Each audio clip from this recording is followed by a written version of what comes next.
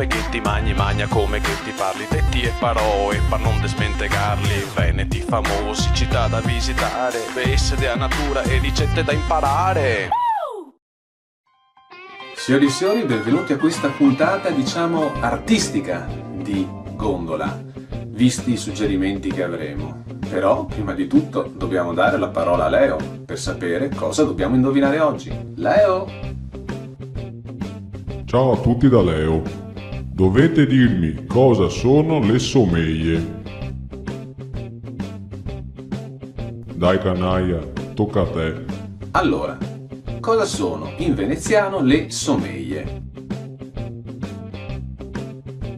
Primo suggerimento, Raisa, e come sapete, il secondo suggerimento, l'intervista di El Fontego.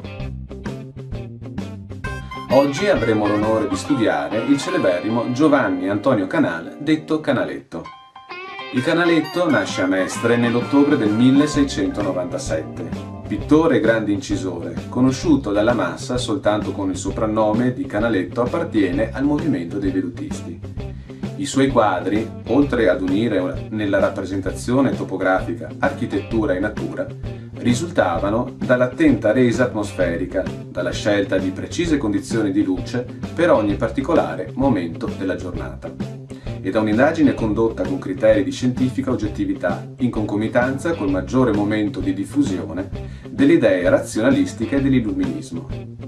Insistendo sul valore matematico della prospettiva, l'artista, per dipingere le sue opere, si avvaleva talvolta della camera ottica. Celebri le sue vedute di Venezia, tra cui il bacino di San Marco verso est, l'ingresso al Canal Grande con la dogana e la chiesa della Salute. Il Canaletto morì a Venezia nell'aprile del 1768. Per oggi è tutto, l'appuntamento è alla prossima puntata.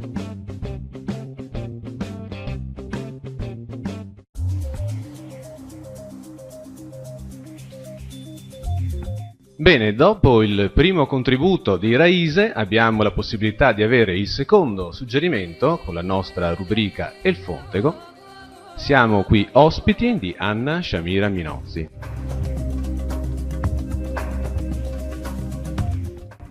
Intanto, com'è nata questa passione per l'arte islamica?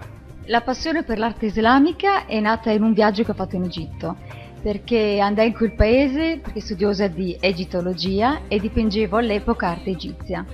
Ma appena sono entrata a contatto con quella cultura e con la calligrafia islamica è stato amore a prima vista.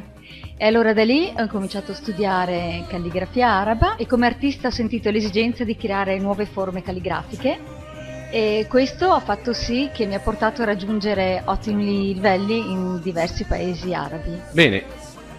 Che influenza ha avuto l'arte islamica nell'arte moderna contemporanea? Beh, parecchie. Se pensiamo alla splendida Venezia, pensiamo a Palazzo Ducale, a tantissime cose, c'è proprio l'influenza per tutti gli scambi che hanno avuto proprio Venezia, l'Occidente con l'Oriente. E lì si vede quanto influito e quanto sia benefico lo scambio culturale.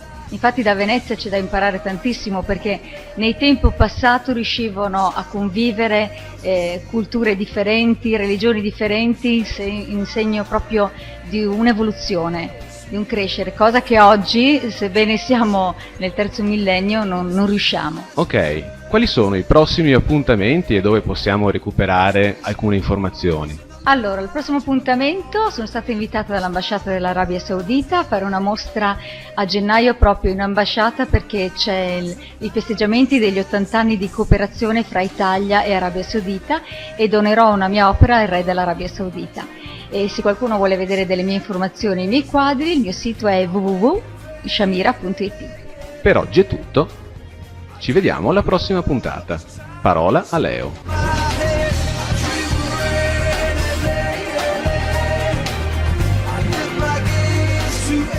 Allora, vi avevo chiesto cosa erano le sommeglie. Le sommeglie? Le sommeglie sono le fotografie. Ciao ciao!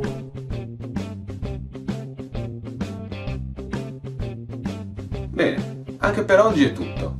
Ci vediamo alla prossima puntata. puntuali, che non sia storia del serio intento.